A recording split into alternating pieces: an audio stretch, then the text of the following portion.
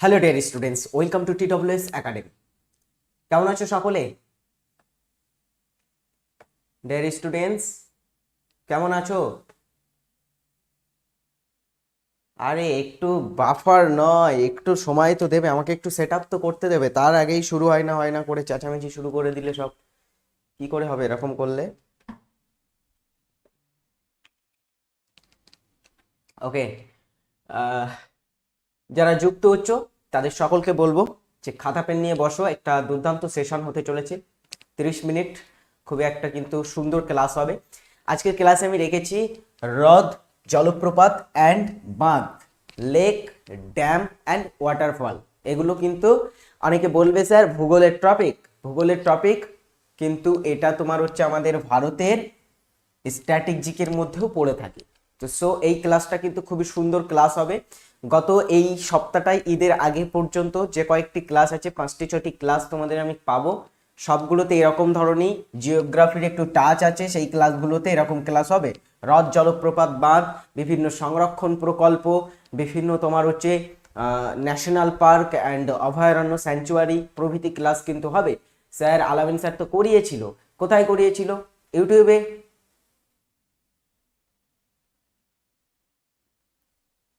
প্রসেনজিৎ মণ্ডল, TWS থেকে পড়লে WAP pass করা যাবে?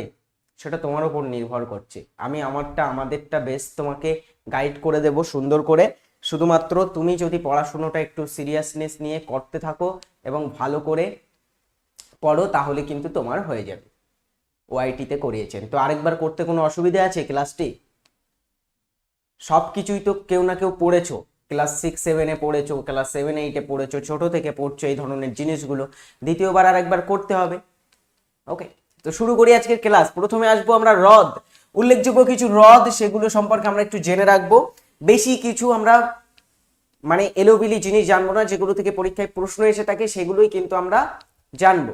ওকে স্যার, ঈদে কি ক্লাস বন্ধ হবে নাকি কি বলছো তুমি? বুঝতে পারলাম না। তো ঈদে তো ক্লাস বন্ধ থাকবে অবশ্যই। ওকে, তো শুরু করি আজকের ক্লাস। প্রথমে চলে আসো আমরা কয়েকটি লেগুন বা উপহ্রদ সম্পর্কে জেনে নিই। এটা তোমরা যিনি হিস্ট্রি ক্লাস করিয়েছেন, আলামিন স্যার নিশ্চয়ই করিয়েছেন তোমাদের, যে হ্রদ, জলপ্রপাত, বাঁধ, হ্রদ 3-4 প্রকৃতির হয়ে থাকে, প্রধানত 3 থেকে 4 প্রকৃতির হয়। তোমার এটা আমরা যদি দেখি, স্যার দাদা সবশেষে মক টেস্ট করিয়ে দিও। অবশ্যই মক টেস্টের জন্য তোমার জন্য 3 থেকে 4টি ক্লাস রাখবো, চাপ নেওয়ার কিছু নেই। চলে আসো ক্লাসে। আমরা হ্রদকে প্রধানত কয়েকটি ভাগে ভাগ করি, প্রধানত 2টি ভাগে ভাগ করে থাকি। একটা হচ্ছে লবণাক্ত জলের হ্রদ, একটা হচ্ছে মিষ্টি জলের হ্রদ, তাই তো 2টি প্রধান ভাগে ভাগ করা হয়। আবার ওই সমস্ত হ্রদগুলিকে আরো বিভিন্ন ভাগে ভাগ করা হয়ে থাকে। যেমন লবণাক্ত জলের হ্রদ আবার 2-3 প্রকৃতির হয়ে থাকে। একটা যেমন হচ্ছে আমরা যদি দেখি উপকূলীয় লেগুন বলা হয়ে থাকে, উপকূলীয় উপহ্রদ বলা হয়ে থাকে একটা। আরেকটা হচ্ছে স্থলবেষ্টিত লবণাক্ত জলের হ্রদ, যেমন আমরা দেখেছি সম্বর, তো প্রভৃতি। তো আজকের ক্লাসে আমরা প্রথমে চলে আসব পৃথিবীর অন্যতম একটা গুরুত্বপূর্ণ হ্রদ, যেটার নাম হচ্ছে চিল্কা হ্রদ। চিল্কা হচ্ছে আমাদের এশিয়ার বৃহত্তম লেগুন। লেগুন বলতে কাদের বোঝানো হয়? উপহ্রদগুলোকে বলা হয় লেগুন। এগুলোকে আবার কেরলে কি বলা হয় বলতো? কেরলে বলা হয়ে থাকে ব্যাকওয়াটার্স বলা হয়, তাই তো। তো এই লেগুন আমরা দেখেছি ভারতের সবচেয়ে বড় লেগুন তথা এশিয়ার সবচেয়ে বড় লেগুন হচ্ছে সেটা হচ্ছে ওড়িশাতে অবস্থিত চিল্কা। Very good. পরেরটাই চলে আসো ভেম্বানদ। ভেম্বানদও একটা লেগুনের মধ্যে পড়ে থাকে। আচ্ছা, ভেম্বানদ, অষ্টমুদি এগুলি কেরলে অবস্থিত, আর কেরলের উপকূলকে বলা হয়ে থাকে মালাবার উপকূল। আমরা সকলেই জানি। তো মালাবার উপকূল, সেই মালাবার উপকূলে কিন্তু লেগুন সংখ্যা সবচেয়ে বেশি লেগুন কোথায় আছে? বা এগুলোকে কেরলে কয়ালও বলা হয়ে থাকে, ব্যাকওয়াটার্সও বলা হয়। সেই লেগুন সংখ্যা সবচেয়ে বেশি আছে তোমার হচ্ছে কেরলে, সেই কেরল তথা মালাবার উপকূলে। তো সেখানে আমরা দেখলাম একটা ভেম্বানদ এবং অষ্টমুদি, দুটো এখানে কয়াল আমরা গুরুত্বপূর্ণ পেয়ে থাকি, যার মধ্যে ভেম্বানদ হচ্ছে দীর্ঘতম কয়াল। ভারতের হ্রদগুলির মধ্যে দীর্ঘতম হ্রদের যে খেতাব ধরে রেখেছে সেটা হচ্ছে এই তোমার ভেম্বানদটা। পরেরটা হচ্ছে অষ্টমুদি। অষ্টমুদিও একটা কয়াল, যেটা কেরলে অবস্থিত। নেক্সট হচ্ছে পুলিকট হ্রদ, এটা থেকে প্রশ্ন আসে পুলিকট হ্রদটি কোথায় অবস্থিত।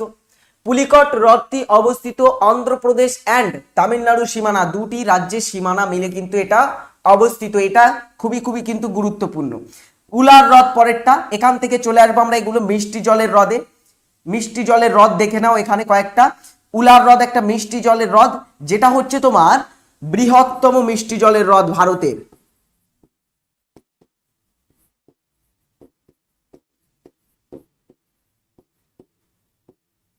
ওকে, তো ভারতের বৃহত্তম মিষ্টি জলের হ্রদ বললে কি হবে, সেটা হচ্ছে কোনটা, উলার হ্রদ। উলার হ্রদটা কোথায়, জম্মু অ্যান্ড কাশ্মীরে অবস্থিত উলার হ্রদ। পরেরটা চলে আসো কোলেরু হ্রদ, কোথায় অবস্থিত কোলেরু, প্রশ্ন পরীক্ষায় আরেকটা আসে এই কোলেরু হ্রদটা থেকে। কোলেরুটা হচ্ছে দক্ষিণ ভারতের দুটো গুরুত্বপূর্ণ নদী, একটা হচ্ছে গোদাবরী এবং আরেকটা হচ্ছে কৃষ্ণা, দুটো পূর্ব বাহিনী নদী উল্লেখযোগ্য আমরা দেখেছি। সেই পূর্ব বাহিনী দুটো নদী গোদাবরী গোদাবরী ও কৃষ্ণার বদ্বীপ অঞ্চলে অবস্থিত।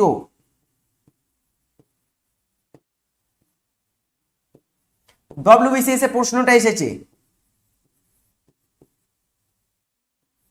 ওকে, গোদাবরী ও কৃষ্ণা নদীর বদ্বীপ অঞ্চলে অবস্থিত হ্রদটির নাম হচ্ছে কি, সেটা হচ্ছে কোলেরু হ্রদ, এন্ড এটা অবস্থিত অন্ধ্রপ্রদেশ রাজ্যে।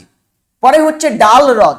ডাল হ্রদটাও একটা মিষ্টি জলের হ্রদ, যেটা তোমার অবস্থিত কোথায় বলতো, জম্মু অ্যান্ড কাশ্মীরে। ডাল হ্রদটা খুবই কিন্তু সুন্দর একটা প্লেস, খুবই একটা সুন্দর জায়গা। পরে একটা ছাঙ্গু হ্রদ, আমাদের সিকিম রাজ্যে অবস্থিত ছাঙ্গু লেক। তারপরে দেখো লোকটাক হ্রদ, very very important, very very important দিয়ে রাখবো এই প্রশ্নটা। লোকটাক হ্রদটা কোথায় অবস্থিত, লোকটাক হ্রদটা কি, উত্তর পূর্ব ভারতের সবচেয়ে বড় মিষ্টি জলের হ্রদ হচ্ছে লোকটাক হ্রদ, তাই তো। তো এই লোকটাক হ্রদটা কোথায় অবস্থিত, এগুলো তোমাদের করা ক্লাস, এগুলো তুমি যিনি তোমার হচ্ছে জিওগ্রাফির ক্লাস করিয়েছেন তিনি তোমাদের করিয়েছেন এই ক্লাসটা, তবুও আমি করাচ্ছি এটা একদমই উপর উপর দিয়ে করাবো, বেশি ডিপে যাব না, কারণ বেশি ডিপে যাওয়ার দায়িত্ব হচ্ছে জিওগ্রাফি টিচারের। তো আমি যতটুকু তোমাদের মনে রাখার জন্য সহজ ততটুকু তোমাদেরকে বলে রাখবো। লোকটাক হ্রদ কোথায় অবস্থিত, মণিপুর রাজ্যে অবস্থিত, অ্যান্ড নর্থ ইস্টের সবচেয়ে বড় মিষ্টি জলের হ্রদ এটা। পরেরটা চলে আসো চন্দ্রতাল রেণুকা হ্রদ। আচ্ছা, এই তাল, চন্দ্রতাল এন্ড রেণুকা হ্রদ এই দুটো অবস্থিত হিমাচল প্রদেশ রাজ্যে। রেণুকা হ্রদ খুবই খুবই গুরুত্বপূর্ণ, এটা কোথায় অবস্থিত পরীক্ষায় এসে থাকে, এটা থেকে প্রশ্ন, রেণুকা হ্রদটা এই দুটো অবস্থিত হিমাচল প্রদেশ। আর কয়েকটা তাল দেখে নাও, বেশিরভাগ তাল কথার অর্থ হচ্ছে হিমাবহ সৃষ্ট হ্রদ। হিমাবহ সৃষ্ট হ্রদগুলোকে তাল বলা হয়ে থাকে। এই হ্রদগুলো প্রধানত নৈনিতাল, ভীমতাল, সাততাল এগুলো চুক্তির ফলে তৈরি ফাটল, সেই ফাটলের গহ্বরে হিমাবহর যে বরফ সেটা সেখানে জমা হয়ে কিন্তু এই হ্রদগুলো পরবর্তীতে হিমাবহের সেই জলটা ওখানে গলে গিয়ে একটা হ্রদের সৃষ্টি করে, সেটাকে বলা হয়ে থাকে কি, সেটাকে বলা হয় তাল। এগুলো আমরা প্রধানত দেখতে পাই কুমায়ুন হিমালয়। কুমায়ুন হিমালয় কোথায়, উত্তরাখণ্ড হিমালয়ের অপর একটা নাম হচ্ছে কুমায়ুন হিমালয়, এটা মধ্য হিমালয় এই উচ্চ হিমালয়ের একটা পার্টের মধ্যে এসে থাকে, ঠিক আছে। তো এই নৈনিতাল, ভীমতাল, সাততাল শুধু চন্দ্রতালটা বাদে, ঠিক আছে, চন্দ্রতালটা হিমাচল প্রদেশে, নৈনিতাল, ভীমতাল, সাততাল এগুলি হচ্ছে উত্তরাখণ্ডে, তার সঙ্গে রূপকুণ্ড এটাও কিন্তু উত্তরাখণ্ডে। তো তাল বললে তখন আমরা উত্তর করব কি, তাল বললে একটা বাদে, চন্দ্রতালটা মনে রাখবে, এটা বাদে বাকি তালগুলো অবস্থিত উত্তরাখণ্ড বা কুমায়ুন হিমালয়ে অবস্থিত। পরেরটা হুসেন সাগর। হুসেন সাগর, গোবিন্দ বল্লভ পন্ত সাগর, এই উসমান সাগর এগুলো হচ্ছে কৃত্রিম হ্রদ, এগুলো হচ্ছে কৃত্রিম হ্রদ, যার মধ্যে গোবিন্দ বল্লভ পন্ত সাগর এটা হচ্ছে বৃহত্তম কৃত্রিম হ্রদ। ভারতের বৃহত্তম কৃত্রিম আর্টিফিশিয়াল হ্রদ কোনটি তাহলে, সেটা হচ্ছে তোমার গোবিন্দ বল্লভ পন্ত সাগর, বা এটার একটা অপর নাম হচ্ছে রিহান্দ জলাধার। রিহান্দ জলাধার বা গোবিন্দ বল্লভ পন্ত সাগর এটা কোথায় অবস্থিত, এটা অবস্থিত উত্তরপ্রদেশে। এটা থেকে পরীক্ষায় প্রশ্ন আসতে পারে, সো এটা কিন্তু তোমরা একটু নোট করে রাখবে বা এটা কিন্তু একটু বেশি করে মনে রাখবে। গোবিন্দ বল্লভ পন্ত সাগর বা রিহান্দ জলাধার এই দুটোই কিন্তু একই জিনিস, সেটা হচ্ছে ভারতের বৃহত্তম কৃত্রিম জলের হ্রদ, এই কৃত্রিম হ্রদ, এন্ড এটা হচ্ছে উত্তরপ্রদেশ রাজ্যে অবস্থিত। স্যার কোন রিভার, স্যার কোনটা কোন রিভার বলো তো,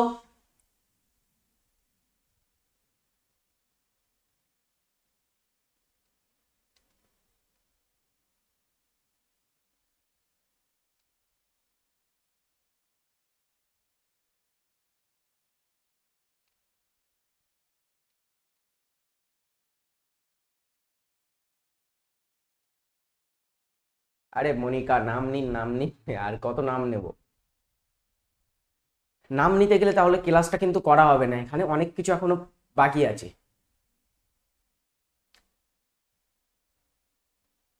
স্যার সবগুলো মনে রাখতে হবে, আহামরি ভীষণ কঠিন বিষয় না এগুলো মনে রাখা, জাস্ট প্র্যাকটিসের ব্যাপার, এগুলো ভীষণ কঠিন বিষয় না। চলে আসো পরেরটা, রোপার। রোপার হচ্ছে এই জলাভূমিটা একটা আমাদের রামসার সাইটের মধ্যে পড়ে থাকে ভারতে। তো রোপারটা কোথায় অবস্থিত? এটা পাঞ্জাবে অবস্থিত, ভেরি ভেরি ইম্পর্টেন্ট এটা কিন্তু, রোপারটা কোথায় অবস্থিত। চলে আসো পরেরটা, প্যাংগং, সো মিরিরি। এই দুটো হ্রদ হচ্ছে লাদাখে অবস্থিত। প্যাংগং লেক খুবই কিন্তু সুন্দর একটা প্লেস, এটা একটা তোমার টুরিস্ট অ্যাট্রাকশন বলা হয়ে থাকে প্যাংগংকে। এবং এই প্যাংগং এবং সো মিরিরি, মরিরি, এই দুটো অবস্থিত হচ্ছে লাদাখে। প্যাংগংটা ভেরি ভেরি ইম্পর্টেন্ট মনে রাখবে, কারণ এটা হচ্ছে উচ্চতম, ভারতের উচ্চতম লবণাক্ত হ্রদ।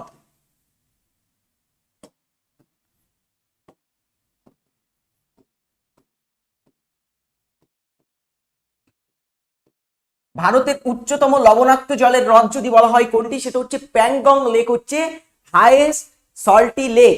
ওকে, পরেরটা হচ্ছে সম্বর হ্রদ, ভেরি ভেরি ইম্পর্টেন্ট সম্বর হ্রদটা। এটা হচ্ছে বৃহত্তম স্থলবেষ্টিত লবণাক্ত জলের হ্রদ আমাদের ভারতের। এবারে নিশ্চয়ই বুঝতে পারছো ভারতের স্থলবেষ্টিত বৃহত্তম লবণাক্ত জলের হ্রদের নাম কি, সেটা হচ্ছে সম্বর হ্রদ, যেটা তোমার রাজস্থান রাজ্যে অবস্থিত। এটাকে কি বলা হয়ে থাকে? সম্বর হ্রদটা ভারতের তাহলে উচ্চতম হ্রদ কোনটা? আচ্ছা, ভারতের উচ্চতম হ্রদ বললে কি হবে, এটা অনেকের প্রশ্ন। পৃথিবীর উচ্চতম হ্রদ বললে হয় কি, সেটা হচ্ছে টিটিকাকা হ্রদ, যেটা তোমার অবস্থিত দক্ষিণ আমেরিকা মহাদেশে। তেমনি ভারতের উচ্চতম লেক বললে হবে গুরুডংমার লেক, আমাদের সিকিম রাজ্যে অবস্থিত গুরুডংমার লেক হচ্ছে ভারতের উচ্চতম লেক।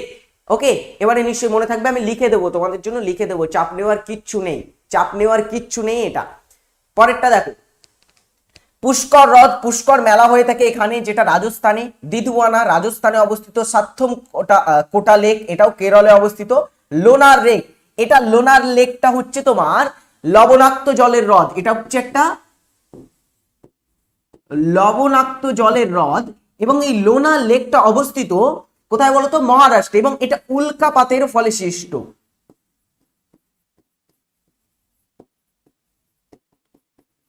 উল্কাপাতের ফলে সৃষ্ট হ্রদ হচ্ছে লোনার লেক, যেটা একটা লবণাক্ত জলের লেক, যেটা মহারাষ্ট্রে অবস্থিত। ওকে, পরেরটাই চলে আসো, যেটা হচ্ছে ভারতের জলপ্রপাত সমূহ, বিভিন্ন জলপ্রপাত সমূহ ভারতের। এখানে প্রথমে দেখব কুঞ্চিকল জলপ্রপাত, ভারতের উচ্চতম জলপ্রপাত, এটা হচ্ছে ভারতের উচ্চতম জলপ্রপাত।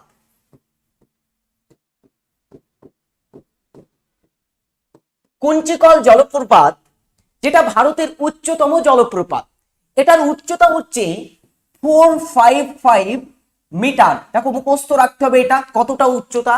এটার উচ্চতা হচ্ছে 455 মিটার উচ্চতা বিশিষ্ট এই কুঞ্চিকল হ্রদ, যেটা বরাহি নদীর উপরে অবস্থিত কর্ণাটক রাজ্যে, সেটা কিন্তু ভারতের উচ্চতম জলের হ্রদ, উচ্চতম হ্রদ। এটা কিন্তু খুবই খুবই গুরুত্বপূর্ণ। পরেরটা দেখো, যোগ গেরোসোপ্পা, বা এটার অপর আরেকটা নাম আছে মহাত্মা গান্ধী জলপ্রপাত। যোগ গেরোসোপ্পা বা মহাত্মা গান্ধী জলপ্রপাত, যেটা শরাবতী নদীর উপরে অবস্থিত কর্ণাটক রাজ্যে, এই দুটোই কিন্তু গুরুত্বপূর্ণ। পরেরটা দেখো, চাঁচাই জলপ্রপাত, বিহাত নদীর উপরে অবস্থিত মধ্যপ্রদেশ রাজ্যে। কি বুঝলে না তুমি নূর সোহেল, বলো?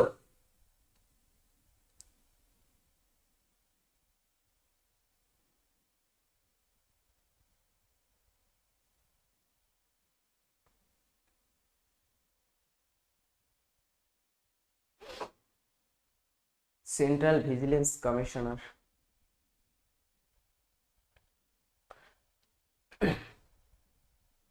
স্যার যোগ জলপ্রপাতটা একটু ভালো করে বোঝান, কি করে বোঝাবো বলো তোমাকে? এটা তুমি কিভাবে বললে বুঝবে? যোগ জলপ্রপাত গেরোসোপ্পা এটার অপর নাম, এটার আরো একটা নাম হচ্ছে মহাত্মা গান্ধী জলপ্রপাত, এটা শরাবতী নদীর উপরে অবস্থিত কর্ণাটক রাজ্যে। এটার কি আমি ফুল ডিটেলস তোমাকে দেব? মানে এটার কতটা জল এটা প্রবাহিত করে, বা কতটা এটা তোমার হচ্ছে এখানে মানুষের আশেপাশে বসবাস করে, এগুলো তোমার কোনো কাজে আসবে? আসবে না তো। পরীক্ষায় কি আসে? এখান থেকে পরীক্ষায় প্রশ্ন আসে যতটুকু, ততটুকুই তোমাকে দেওয়া হচ্ছে। কোন নদীর উপরে অবস্থিত? কোন রাজ্যে অবস্থিত? এটা থেকেই প্রশ্ন আসে। এর বাইরে পড়া মানে তোমার ফালতু, ওটা তোমার হচ্ছে পাকামো করছে তুমি দেখতে গেলে। এখানে পরেরটায় চলে আসো, চাঁচাই জলপ্রপাত, যেটা বিহাদ নদীর উপরে অবস্থিত মধ্যপ্রদেশে। নেক্সট হচ্ছে খুবই খুবই গুরুত্বপূর্ণ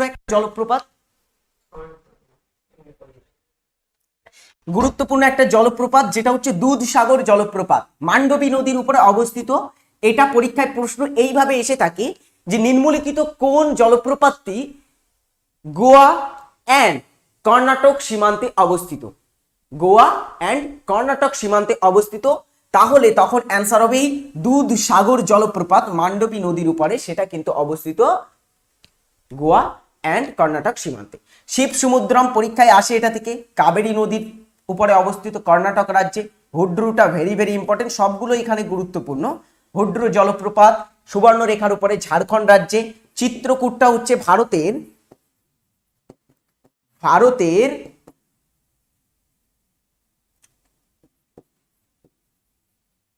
প্রশস্ততম জলপ্রপাত।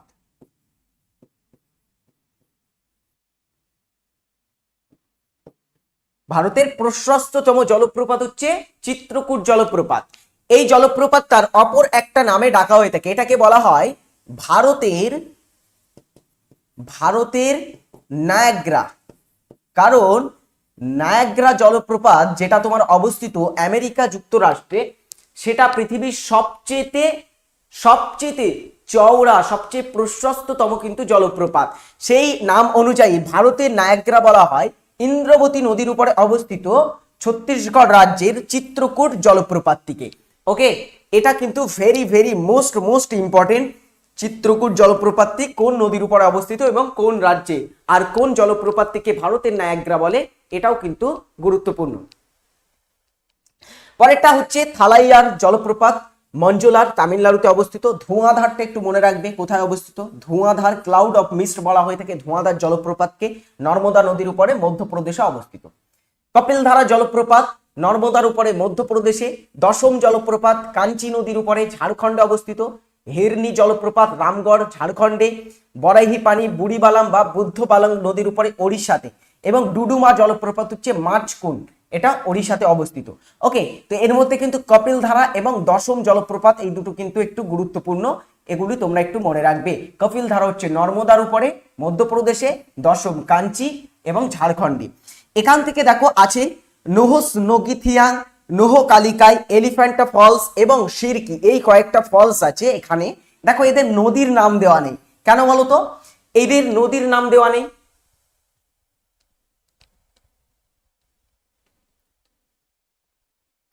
কেন নদীর নাম দেওয়া নেই বলো এগুলো?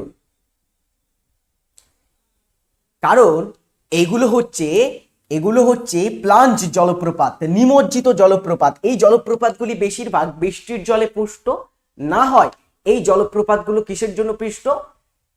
হ্যাঁ, এইগুলো কোনো নদীর উপরে নয়, একদমই বেসিক প্রশ্ন। এগুলো কোনো বৃষ্টির জলে পুষ্ট না হলে এটা ডাইরেক্ট তোমার হিমাবহের জলে পুষ্ট। এই কারণে এগুলোকে কিন্তু বলা হয়ে থাকে প্লাঞ্জ জলপ্রপাত, নদীর উপরে কিন্তু নির্মিত নয় এগুলি। সুতরাং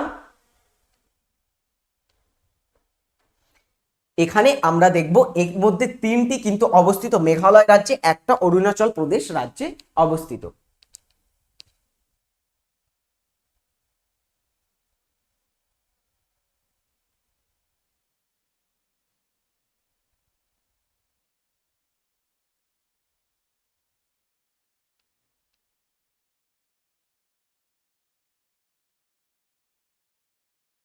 লিখে নাও, এগুলো লিখে নাও।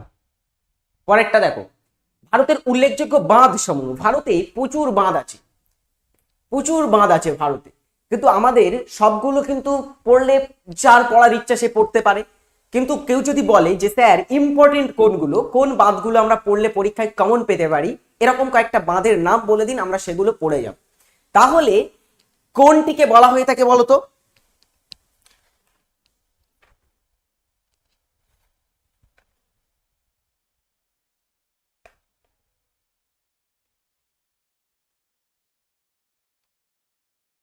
সন্দীপ মন্ডল, আমি একটা কথা বলি শোনো। উইকিপিডিয়া দেখে এসে তুমি বলছো, ওটা আমি বুঝতে পেরেছি, ওটা উইকিপিডিয়ায় ওরকমই লেখা আছে, ঠিক আছে, চোলামুল হ্রদ নাকি একটা রকম লেখা আছে, কিন্তু আমি ওটা অনেকটা ওয়েবসাইট বা অনেক জায়গায় ওটা আমি ঘাটাঘাটি করে তারপরে ওটা এনেছি, আমি ওটা চেক করেই এনেছি যে গুরুডংমার লেক হচ্ছে ভারতের উচ্চতম লেক, এটা অনেক মানে হচ্ছে এতে আছে। কিন্তু তুমি যেটা বলছো ওটা তুমি একদমই সার্চ করেছো, তোমার সামনের দিকে আসছে ওই কারণে তুমি ওটা বলছো, কিন্তু অনেক সময় ওটা ভুল থাকে, ওটা তুমি একটু চেক করে দেখবে, তুমি দেখবে এটার উচ্চতা কতটা লিখবে আর হচ্ছে ওই ওই ওই লেকটার উচ্চতা কতটা লিখবে, তুমি পেয়ে যাবে। ঠিক আছে, তুমি এটা আমি বুঝতে পেরেছি, ওটা হচ্ছে তোমার উইকিপিডিয়া জ্ঞান।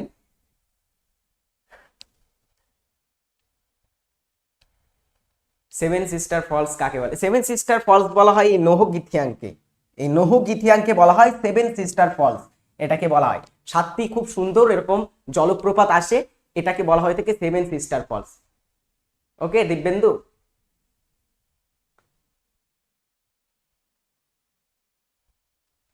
চলো হচ্ছে ভাকরা নাঙ্গল ড্যাম।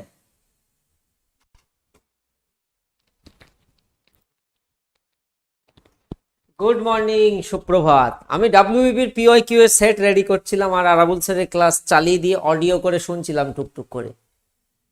ক্লাসে ডিস্টার্ব করলে কিন্তু ভাই চাকরি তো পাবে না, নিজের সময় নষ্ট, টাকা নষ্ট, নিজের বাবা মাকে ধোঁকা দেওয়া, সব রকম কিছু হবে।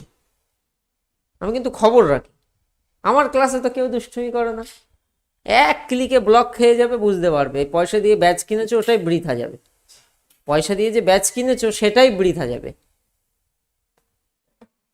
2 নম্বর সুইচটা অফ করার কি দরকার ছিল? Oh wait wait wait wait, camera off করে ফেলেছে স্যার, আমি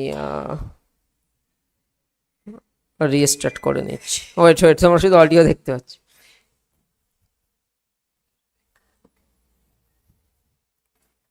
গিভ মি এ মিনিট। এই ডিসপ্লেটা অন করতে হবে। হ্যাঁ এই তো চলে এসছে। হ্যাঁ গুড ইভিনিং। দাঁড়াও, সে গড়বড় করে ফেলেছে, এমনি কষ্ট করে সব ক্লাস করায়, যা নিয়ে আসছে তাই পড়ো, তুমি কি পরীক্ষা দেবে ভাই? এই যে, আর আমি একটা কথা বলে দিয়েছিলাম ব্যাচের শুরুতে, যে নিজেকে ধরে নেবে যে আমি একটু কম জানি, আমি একটু কম পারি। দেখবে একটা খুব ভালো গানের লাইন আছে, বলছে ও মানুষ, তোমার দুটো চোখ আর দুটো কান, তুমি দেখবা আর শুনবা, কিন্তু একটা মুখ তো, তাই কথা কম কবা। ইউটিউবে সার্চ করবে, একটা গান পাবে। হ্যাঁ, কথাটার মধ্যে যথার্থ আছে। যখন শেখার টাইম, লার্নিং ফেজ, ঠিক আছে, হ্যাঁ এইগুলো কিন্তু বুঝবে, নইলে কিন্তু কষ্ট করে পয়সা দিয়ে ভর্তি হয়ে নষ্ট করো না। আর প্লিজ আমি প্রত্যেককে রিকোয়েস্ট করবো, তোমরা সব ছাত্রছাত্রী কেন আসতে হবে, তোমরা বড়, তোমরা হবে পুলিশ, তোমরা ল অ্যান্ড অর্ডার সামলাবে, আর আমি ক্লাসে এসে নাকি তোমাদের জ্ঞান দিচ্ছি যে শান্ত হয়ে ক্লাস করো। এ দুঃখজনক ঘটনা না? দুঃখজনক ঘটনা হ্যাঁ কি না? কই বলো বলো বলো, দুঃখজনক ঘটনা হ্যাঁ কি না? স্যারের ক্লাস চলছে তো আমি শুনছিলাম, একজন দেখি অটোমেটিক স্প্যাম করে দিচ্ছে, স্যার সিভিসি আপনি ওটা ভুল পড়িয়েছিলেন, ওটা সিভিসিটা এই ব্যক্তি হবে, মানে সেই ভিজিলেন্স কমিশনার। একদম ঠিক পড়িয়েছে, ওর কনসেপ্ট ভুল। যেমন ইলেকশন কমিশনে হয় না, একজন চিফ ইলেকশন কমিশন আর দুজন ইলেকশন কমিশনার, তো চিফ ইলেকশন কমিশন রাজীব কুমারই আছেন, আর দুজন নিযুক্ত হয়েছেন, যেখানে আগে অরুণ গোয়েল এবং অনুপ চন্দ্র পান্ডে ছিলেন, তাদের পরিবর্তে অন্য দুজন এসছে, তেমনি ভিজিলেন্স কমিশনেও তাই, কিন্তু সে বোঝে না, কিন্তু সে অটোমেটিক স্প্যাম করে যাচ্ছে, এইটা হয়তো তোমরা বোঝো না, কিন্তু যে ব্যক্তি এখানে দাঁড়িয়ে পড়াতে এখানে তো কিচ্ছু নাই, তার মাথা থেকে বার করে। তুমি যদি দেখো এই যে আমাদের পুরো ফাঁকা ঘর, এই দেখো দাঁড়িয়ে, এখানে তো কিচ্ছু নেই, এখানে তো কিচ্ছু থাকে না, মাথা থেকে মানুষ ভেবে ভেবে বার করে।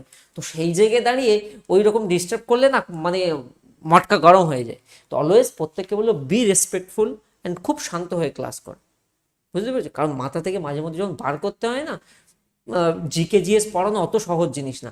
এবং কয়েকজন ছাত্রছাত্রী আমিও লক্ষ্য করছিলাম ক্লাসে কমেন্ট করে যাই, স্যার কি পড়বো কি পড়বো কি পড়বো, এত কিছু মনে রাখবো কি করে? ভাই চাকরি পেতে গেলে পড়তে হবে, কিন্তু সবাই চাকরি পেয়ে যেত। আজকে 8-10 হাজার ভ্যাকেন্সি, কত লক্ষ ছেলে পিলে ফর্ম ফিল আপ করবে, চাকরি পাবে কজন?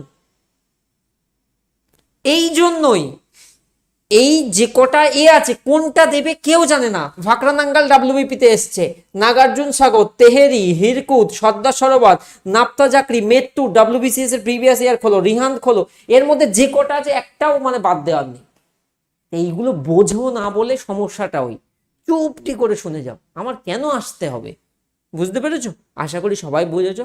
কেউ প্লিজ ডিস্টার্ব করবে না, মন দিয়ে ক্লাস করো, নইলে ব্লক খেয়ে যাবে, টাকা দিয়ে ভর্তি হয়েছো সেটাই ওয়েস্ট হয়ে যাবে। কারণ মানুষের একটা ধৈর্যের সীমা আছে, তার একটা মেন্টাল লেভেল আছে। তো কেউ যখন একজন পড়াচ্ছে আর এদিক থেকে একজন করে যাচ্ছে, তো অড লাগে। আমার কেন বলতে হবে, আই রিপিট এগেন, আমার কেন বলতে হবে? সবাই মন দিয়ে ক্লাস করো, স্যার নিঃসন্দেহে ভালো করান। যদি কোথাও অসুবিধা হয়, বুঝতে না পারো, লিখে রাখো, ডাউট ক্লিয়ারিং এর ফর্ম দেওয়া হয়। কত দুঃখজনক ঘটনা শুনবে,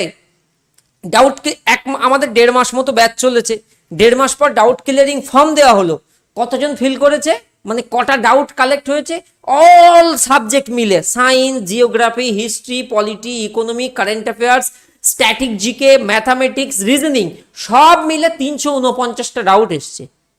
সব মিলে 349টা ডাউট। তার মধ্যে 1-150 ডাউট হচ্ছে এমনি ডাউট, যেটা বাদ দাও, যেটা কোনো কোয়েশ্চেনই না। ওই যে স্যার আমি কিভাবে পড়বো, কিভাবে রুটিন বানাবো, স্যার আমি ছবির ব্যাকগ্রাউন্ড সাদা করিনি, ওইগুলো এমনি ডাউট, ওগুলো বাদ দাও। এমনি একাডেমিক ডাউট হচ্ছে 120টা। তো পরে আসল বাস্তবতাই পরে ওই 120 জন। দুঃখজনক ঘটনা হলেও এটা বাস্তব। আর সিলেকশন তারাই পায়।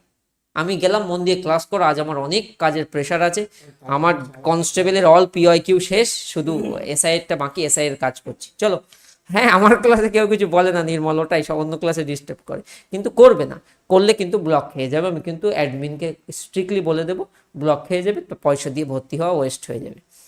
কত দুষ্টু আছে জানো। আগের দিন ফিরোজ স্যার একজনকে বলেছে, এরপর তুমি যদি এই করো তুমি কিন্তু ব্লক খাবে। এবার সে অ্যাডমিন হেল্পলাইনে ফোন করে বলছে, ও স্যার ব্লক খেলে কি হবে, ব্লক করে দিলে আমার কি কি সমস্যা হতে পারে। কত বড় দুষ্টু। মানে পরে আমাদের টিমে গল্প করছিল আর আলোচনা করছিল যে সে বোধহয় জানেই না, মানে সে সহজ সরল, সে বোঝে না যে ব্লক খেলে কি হবে। তো এই হচ্ছে ঘটনা। মন দিয়ে ক্লাস করে, স্যার নিঃসন্দেহে খুব ভালো করে ক্লাস পাবে। এরকম কন্টেন্ট পাবে কোথায়, এক এক জায়গায় এক এক রকম এত দিচ্ছে বলে এমন হচ্ছে। কোন জায়গায় স্ট্যাটিক জিকে 36টা ক্লাস করায় আমার দেখাবে তো, ডেডিকেটেড জিকে জিএসে এতটা ক্লাস। আমাদের ছেলে মেয়ের এখন চিফ কমপ্লেন কি জানো, ও স্যার এত ক্লাস হয় আমরা বুঝতে পারি না কোনটা পড়বো কোনটা ছাড়বো। ইয়েস এক্স্যাক্টলি, এতটাই আছে। আজকে দা ওয়ে অফ সলিউশনে যাও একটা পোল দিয়েছি, তৃতীয় পানিপথের যুদ্ধের সময় পেশোয়া কে ছিলেন, 80% অ্যান্সার ভুল। 2 ঘন্টা আগে দিয়েছি, অর্থাৎ 10,000 পোল পড়েছে 2 ঘন্টায়, 10,000-এর মধ্যে 80% ভুল। প্রশ্নটা WAP SI 2018-তে ছিল। তো যখন আমরা ওই মারাঠা, পেশোয়া ওইসব পড়াবো, তখন বুঝবে কত ডেপথ থেকে আমরা করাই। তো এই হচ্ছে আসল বাস্তবতা। সবাই অনলাইনে চিল্লায়, পড়ার লোক কিন্তু কম। বারবার করে বলছি, আমি গেলাম, ফাঁকি দিলে নিজের অর্থ যাবে, নিজের সময় যাবে, সবকিছু ওয়েস্ট হবে। টাটা। আরে উইকিপিডিয়া দেখা বন্ধ করো, ঠিক আছে? উইকিপিডিয়া থেকে দেখো একটা জিনিস আমরা প্রচুর, মানে এই যে তুমি বলছিলে CVC, সেন্ট্রাল ভিজিলেন্স কমিশনার, এটা তুমি ওয়েবসাইটে, হ্যাঁ PK শ্রীবাস্তবী, তুমি অফিসিয়াল ওয়েবসাইটে যাও, উইকিপিডিয়া দেখো না। বা কোনো একটা নিউজ পোর্টালও ভুল অনেক সময় ছাপায়, কোনো একটা তুমি বিশ্বস্ত নিউজ পোর্টাল থেকে দেখলে সেও কিন্তু ভুল ছাপায়, ঠিক আছে? তুমি একটু যাচাই করো সেটা তার অফিসিয়াল পেজ থেকে। সুতরাং তুমি যখন বললে না, তারপর থেকে আমার মাথাটা ওই দিকেই চলছে মাথাটা। চলো ফেরত আসি। তোমাদের জন্য অনেক প্রশ্ন উত্তর এনেছিলাম, কিন্তু তোমরা এত কথা বলছো, তোমাদের সেই প্রশ্ন উত্তরটা করার আর সময় হয়তো পাবো না। দেখো এখানে শুরু, আমার টাইম অলরেডি পার হয়ে গেছে, তবু তোমাদের জন্য ক্লাসটা করে দিচ্ছি। দেখো ভাকরা নাঙ্গাল ড্যাম, এটা হচ্ছে আমাদের ভারতের সবচেয়ে বৃহত্তম নদী পরিকল্পনা, যেটা ভাকরা অ্যান্ড নাঙ্গাল দুটো আলাদা আলাদা নদী পরিকল্পনা, যে দুটো মিলে কিন্তু তৈরি হয়েছে। শতদ্রু সতলুজ, যেটা তোমার সিন্ধুর উপনদী, সেটার উপরে নির্মিত হয়েছে। দেন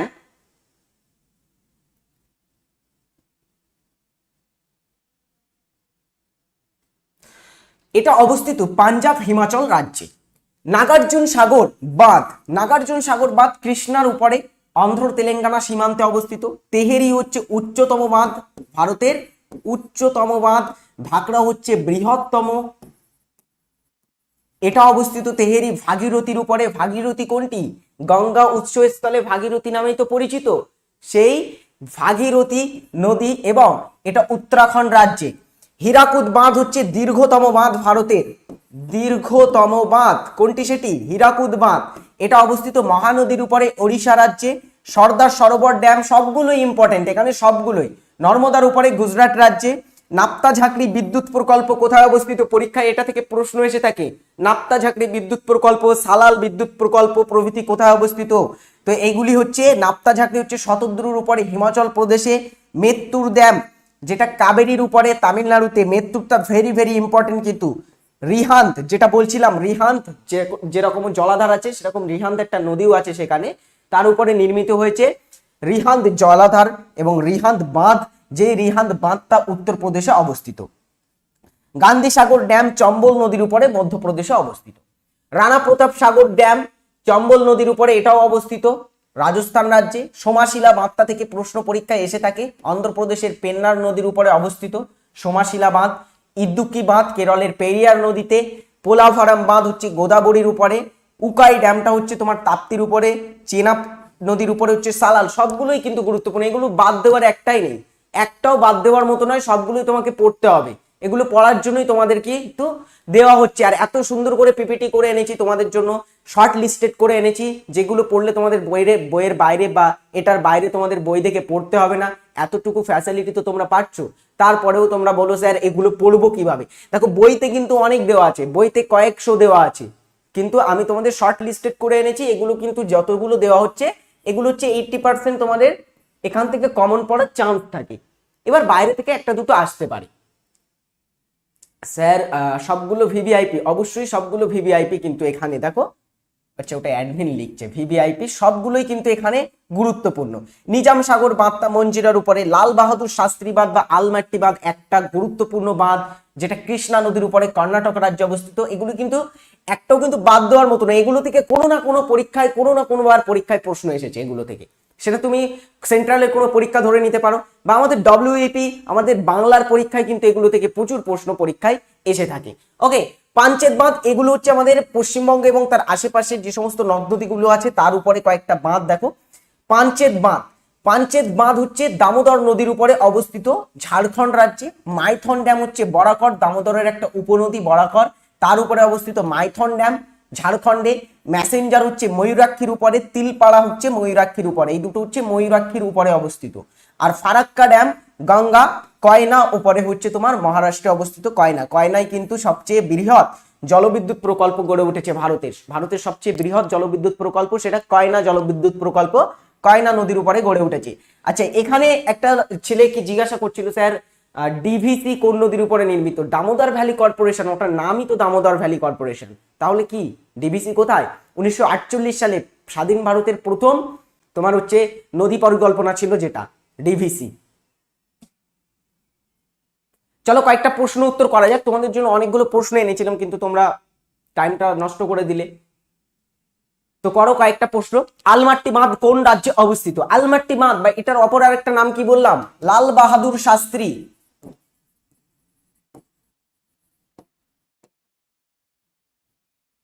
লাল বাহাদুর শাস্ত্রী বাঁধ এটার নাম, তাই তো? এই লাল বাহাদুর শাস্ত্রী বাঁধ বা আলমাট্টি বাঁধ এটা অবস্থিত কোথায়? এটা অবস্থিত হচ্ছে কর্ণাটক রাজ্যে। সর্দার সরোবর ড্যাম কোথায় অবস্থিত? সর্দার সরোবর ড্যাম এটা কোথায় অবস্থিত? কোন নদীর উপরে অবস্থিত? দ্রুত করো সকলে।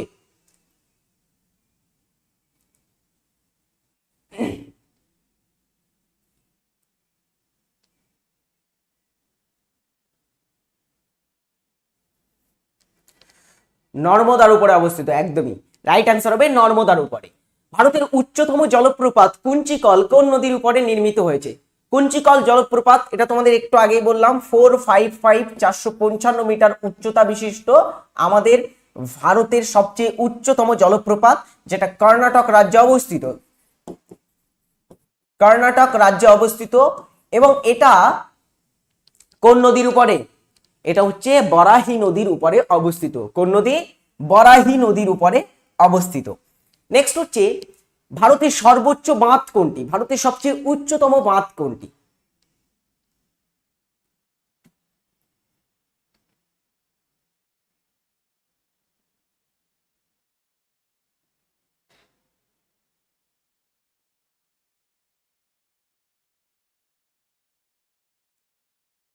রাইট অ্যান্সার কি হবে? এটা হচ্ছে তেহেরি বাঁধ, তেহেরি ড্যাম, যেটা কোন নদীর উপরে অবস্থিত? ভাগীরথী, আমি লিখছি না, বলে দিচ্ছি। ভাগীরথী নদীর উপরে অবস্থিত তেহেরি ড্যাম আমাদের ভারতের সবচেয়ে উচ্চতম বাঁধ।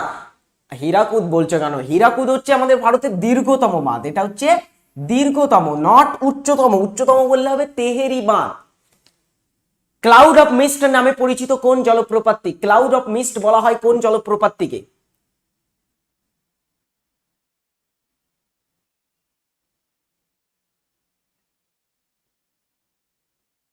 এত সুন্দর লিস্ট দিলাম, আবার লিখতে হবে? লিস্টে দেওয়া আছে, লিস্টে দেখো, ওখানে সব পেয়ে যাবে। আমি আরো ইম্পর্টেন্ট বলে দাগ দিয়ে দিয়েছি ওর পাশে। এটা হচ্ছে ক্লাউড অফ মিস্ট বলা হয় ধোঁয়াধার জলপ্রপাতকে। ধোঁয়াধার জলপ্রপাত যেটা কোথায় অবস্থিত? এটা নর্মদা নদীর উপরে অবস্থিত না, ধোঁয়াধার জলপ্রপাত, সেটা কিন্তু ক্লাউড অফ মিস্ট নামে পরিচিত। ভারতের বৃহত্তম স্থলবেষ্টিত লবণাক্ত জলের হ্রদের নাম কি, বা কোন রাজ্যে সেটা অবস্থিত? এখানে প্রশ্নটা হচ্ছে স্থলবেষ্টিত বৃহত্তম লবণাক্ত জলের হ্রদ সেটা কোন রাজ্যে অবস্থিত। অ্যান্সার কি হবে? সেটার নাম হচ্ছে সম্বর হ্রদ। তো সম্বর হ্রদটা কোন রাজ্যে অবস্থিত? এটা অবস্থিত রাজস্থান রাজ্যে। হীরাকুদ বাঁধ কোন রাজ্যে অবস্থিত? হীরাকুদ হচ্ছে দীর্ঘতম বাঁধ, দীর্ঘতম বাঁধ, এবং এটা হচ্ছে তোমার ভারতের মধ্যে কোন নদীর উপরে অবস্থিত? মহানদীর উপরে অবস্থিত। তো মহানদীর উপরে অবস্থিত হীরাকুদ ড্যাম, এটা হচ্ছে আমাদের ভারতের সবচেয়ে দীর্ঘতম বাঁধ, যেটা ওড়িশা রাজ্যে অবস্থিত। মুল্লাপেরিয়া বাঁধ কোন দুটি রাজ্যের মধ্যে বিতর্কের ও অসন্তোষের কারণ? আচ্ছা, মুল্লাপেরিয়া বাঁধ এটা একটা রাজ্যে অবস্থিত বাঁধ, যেই বাঁধটা দুটি রাজ্যের মধ্যে জলবন্টনে জন্য কিন্তু তোমার হচ্ছে অসন্তোষের কারণ, সেই দুটি রাজ্যের মধ্যে একটা বিতর্কের কারণ সৃষ্টি হয়েছে এই বাঁধটার জন্য। এটা ডব্লিউবিসিএস এর মেইনের প্রশ্ন, অনেকটা কঠিন প্রশ্ন। তো এরকম ধরনের প্রশ্ন দেবে না, এত কঠিন প্রশ্ন তোমাদের পরীক্ষায় পড়বে না। ডব্লিউবিপির তো এত কঠিন পড়ে না, সহজ প্রশ্নই পড়ে থাকে। এবং এখানে রাইট অ্যান্সার হবে তোমার হচ্ছে তামিলনাড়ু ও কেরালা। এটা কেরালা রাজ্যের একটা ড্যাম, এবং এই ড্যামটা হচ্ছে তামিলনাড়ু এবং কেরালা, তামিলনাড়ুর মধ্যে কিন্তু জলের বা জল বন্টনে কিন্তু নিয়ন্ত্রণ করে থাকে। যেমন আমাদের ভারতের ফারাক্কা যে বাঁধ আছে বা ফারাক্কা যে ব্যারেজ আছে, সেই ফারাক্কা ব্যারেজটা কি করে থাকে? বাংলাদেশের জল নিয়ন্ত্রণ করে থাকে, তেমনি এটাও কিন্তু রকম নিয়ন্ত্রণ করে। ভারতের উচ্চতম লবণাক্ত জলের হ্রদের নাম কি? এটা করিয়েছি একটু আগেই।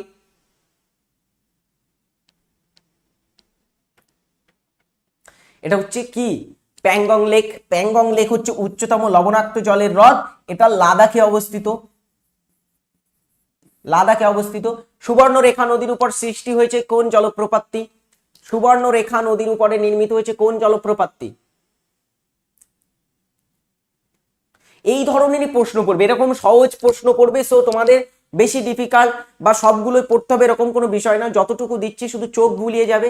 স্ট্যাটিক জিকের বিষয়, স্ট্যাটিক জিকের বিষয়টা তো অনেকের মাথায় ঢোকে না, এগুলো মুখস্থ করার বিষয়, এগুলোর কোনো শর্টকাট তেমন অঙ্কের মতো নিয়ম নেই যে সেই নিয়মের মাধ্যমে তুমি এগুলো সলভ করবে, এগুলো শুধু মুখস্থ করার বিষয়।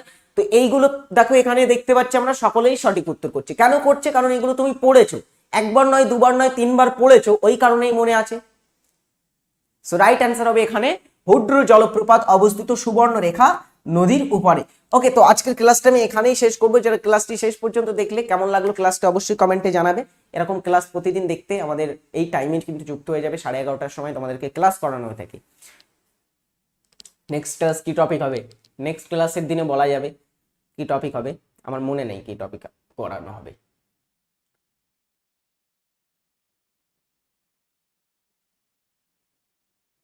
দেখো এইগুলো এইগুলো সামান্য জিনিস, এইগুলো মুখস্থ করতে যদি তোমরা এরকম করো, এরপরে আসবে তোমাদের হচ্ছে বিভিন্ন শব্দের ফুল ফর্ম, সেগুলো তো আরো কঠিন বিষয়। বিভিন্ন শব্দের ফুল ফর্ম মনে রাখা কঠিন বিষয়, তো এর থেকেও কঠিন বিষয় সেই জিনিসটা। বিভিন্ন সম্পর্কিত বিদ্যা, এগুলো জেনে রাখা আরো কঠিন বিষয়। বিভিন্ন কোন বিদ্যা কিসের সঙ্গে যুক্ত, এইসব সমস্ত কিছু ক্লাসে করানো হবে। বিভিন্ন সম্পর্কিত নৃত্য তোমাদের করিয়েছি, সেগুলো তো এর থেকে আরো কঠিন। তো অনেকের সেগুলো মনে আছে, আমি তো বললাম সবগুলো তোমাদের পড়তে হবে না। যার কেউ যদি মনে করে আমি ফাঁকি দেবো, তা সে ফাঁকি দিয়ে যেগুলো দাগ দিয়ে দিচ্ছি সেগুলোই শুধু পড়তে পারে। আর কারোর যদি মনে হয় যে আমি অ্যাভারেজ একটা ভালো পড়াশুনো করব, তাহলে সে 1 থেকে 2বার এটা পড়বে, তাহলে তার কিন্তু ভালো ফল হবে, তার মনে থাকবে সেটা। ছাড়া কোনো শর্টকাট পথে অনেকে তুমি সমাজ পরিবর্তন করার চেষ্টা করো, সমাজ পরিবর্তন